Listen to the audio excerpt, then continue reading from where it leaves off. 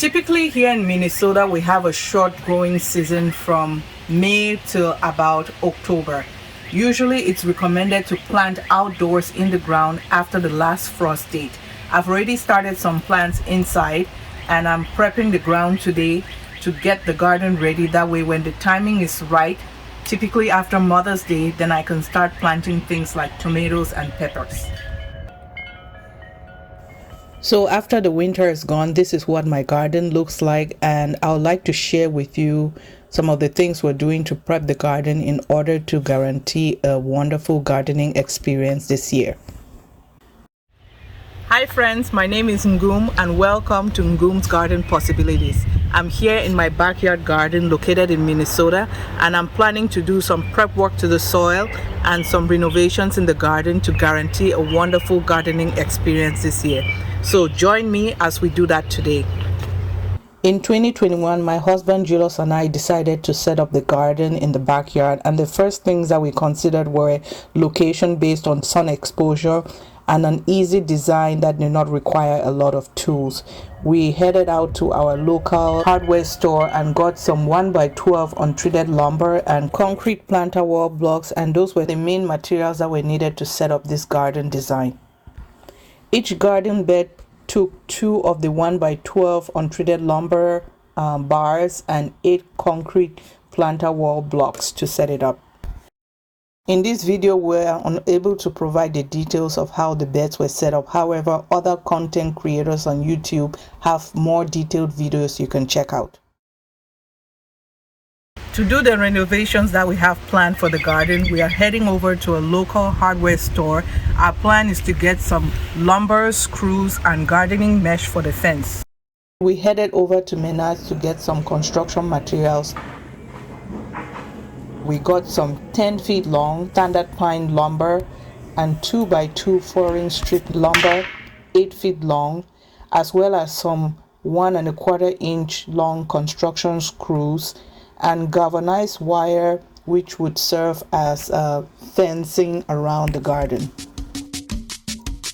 Back at the garden, we cleared the garden of every planter pot and anything that was in the way of the construction process, and we also took down the old worn out garden fence that was worn out from the winter.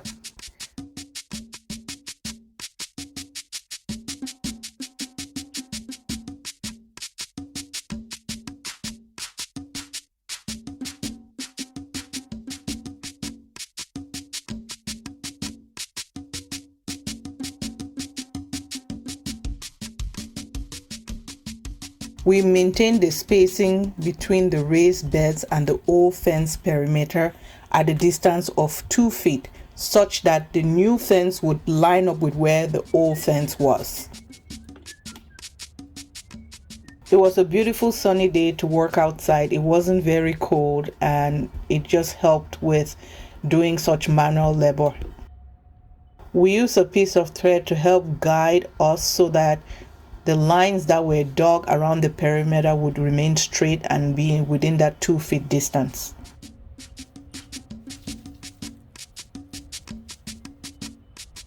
We used a pickaxe to trace a line underneath the thread, and that was done around the perimeter of the garden, which is where the new fence would go up. So here you can see the thread and the line that was traced underneath it. This is a hoe that's typically used in farming. We used it to clean off the grass and level off the perimeter around the garden without going beyond the threaded line. Once the grass was removed with the hoe, we used a rake to further level off the perimeter around the fence, ensuring the lines were straight. After that, we used weed barrier fabric, which is about 4 feet, and by cutting it into 2, it was able to fit the space between planters and the space between the planters and the fence. We removed the 1x12 lumber planks, and the purpose of that was to allow us to readjust the planks in the concrete blocks, allowing for proper feeding because those shift over the years and with the winters we have in Minnesota. This also allowed us to neatly place the weed barrier between the planter beds.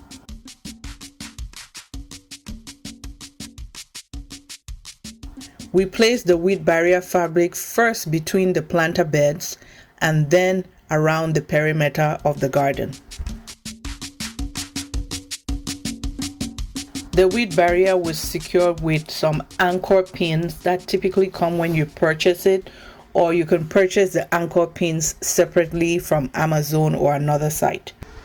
Once you do your measurements right, setting up the raised planter beds is quite easy using the concrete blocks.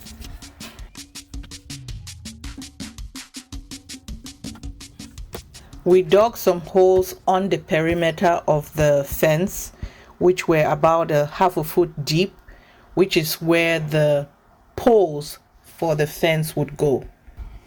Prior to this, we cut the 2x2 furring strip into about 3.5 feet long pieces, and these would serve as the anchor pieces around the fence of the garden.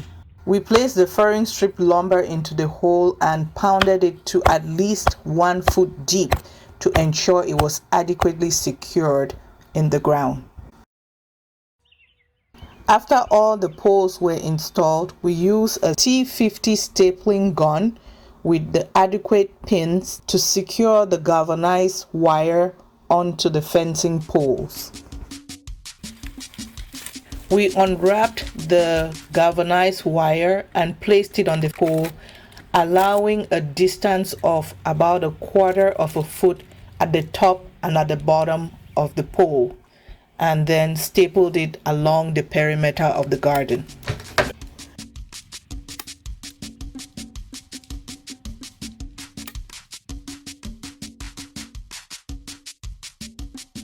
We used 4 of the galvanized wire around the entire perimeter of the garden.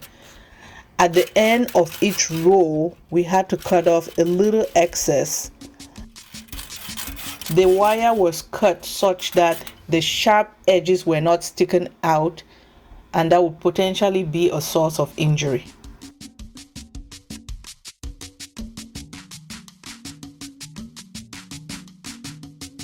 At this point, we have placed the wire on the entire fence of the garden. This is what the fence looked like once the galvanized wire was completely installed.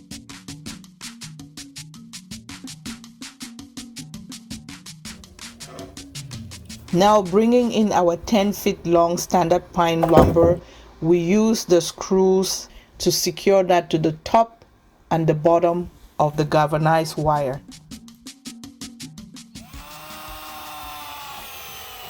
Can you hear those birds tweeting in the background? That's one of the beauties you get while working in the garden.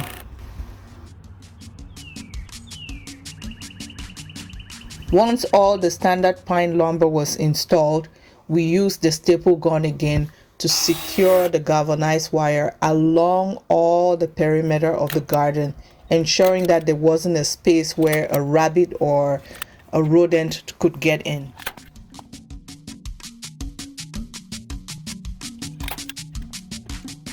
At this stage, this is the new look of the garden, and I appreciate my husband for helping out throughout this process.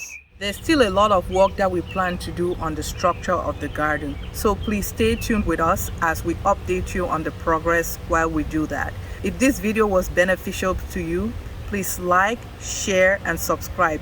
But also remember to comment in the comment section what you're planting in your garden and your experiences so far. Thank you for joining me today.